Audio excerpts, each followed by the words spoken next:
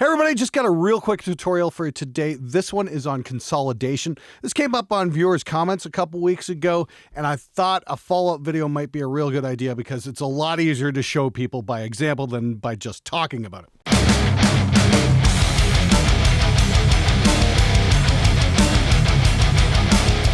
What the hell is consolidation and why do we need it? Simply put, because we've had digital audio workstations for 20, 30 years now, and none of them work with each other.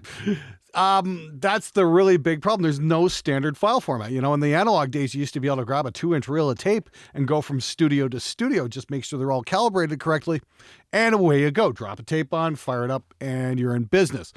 It's not so easy with the different systems we've got, especially between cross-platforms and that kind of thing. You got your Macs, your PCs, and then you've got all the different production platforms like, you know, Pro Tools and Cubase and Studio One and Reaper. And I heard that Cakewalk has been resurrected and is now free. That's actually kind of awesome. So the problem with the system we have now is you can't take a project out of one DAW and put it into another without it turning into a giant clusterfuck. So that's where consolidation comes into place. Now, here's a rough mix of that Danger Zone track we did a couple months ago. There's a video for it. Siegfried Song is singing, and he's doing an incredible job on it. You never know what you can do until you get it up high as you can get. Okay. Here's the problem. Here's the files that we used for Danger Zone. I mean, like, everything's kind of not in order. Everything's a little bit all over the place, and it gets even worse when we drop it into another DAW. Here's Studio One. I'm just getting my feet wet with this. It's pretty cool. The capabilities are awesome. The built-in plugins are really badass, I gotta admit.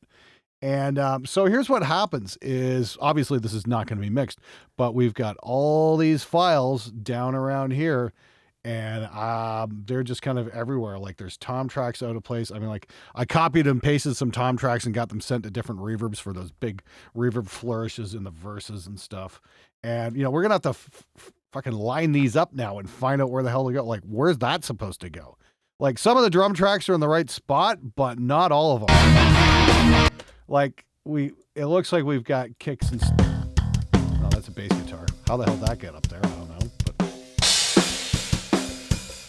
But that's okay. But like I said, we've got these tom tracks. I've got no idea where these go. Is this it? This might be it. Let's take a listen. Yeah, this might be it. Is this right? Oh, okay. So there you go. Now we have to rephase align those and, you know, zoom right in.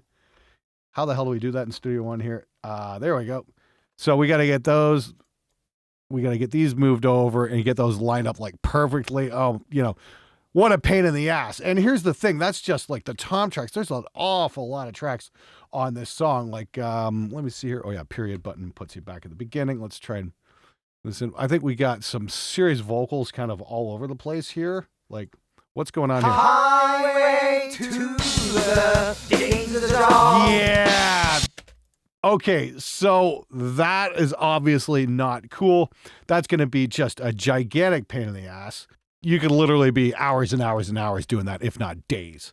That's definitely not the cool work. So here's what we're going to do. We're going to do what's called a consolidation. We're going to grab all the tracks we want, highlight these, pull up the Reaper consolidate dialog, and we're going to change this to DZ consolidated 2. I already did a test on to make sure I didn't fuck this up. So consolidated 2, process. Boom. So what's going on now is this is exporting all the tracks, and they're all going to start at exactly the same time. And so if you're working in Reaper and you're going to another studio and say they're using Pro Tools or whatnot, oh, because you got to use it because it's Pro. Yeah, do this. And it's going to save you just a massive headache. The other thing I like to do when I'm exporting folders, and I should have done this here, you know, see, I had that exporting to consolidated 2. What I should have done was added this right here, BPM 157.3. 157.3 BPM. Put that right in the folder. That way you know what your project tempo is. You know, and if you got a sliding tempo, okay, export a MIDI with that. But if, you know, for steady tempos and whatnot, that way there's no confusion when you're going from project to project and studio to studio. immediately what to set the tempo at. Everything's going to drop into place, and it's going to save you an awful lot of grief.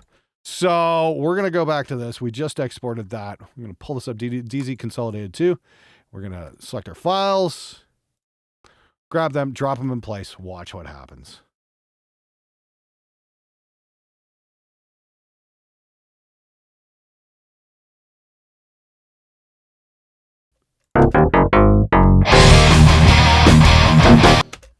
Vocals look like they're in place. Yeah, here's all the vocals. Everything lines up.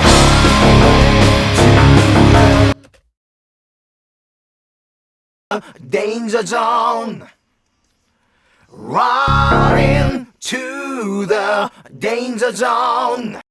Very cool. Obviously, I've got the lead vocals mixed a little louder than the backups on there in the main mix. But yeah, you can see the toms lined up correctly. So I've got my cleaned up toms matching with the not so cleaned up toms. Yeah, all the drums are in place. Everything is exactly where this needs to be. So there you go. It's a real simple method for saving you an awful lot of grief.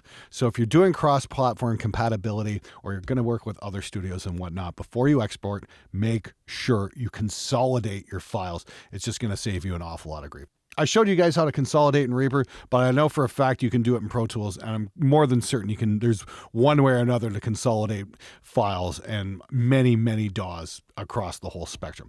Anyway, hopefully this explains things a little bit more clearly, and I hope you got some use out of this. Thanks again, and I'll see you guys next time.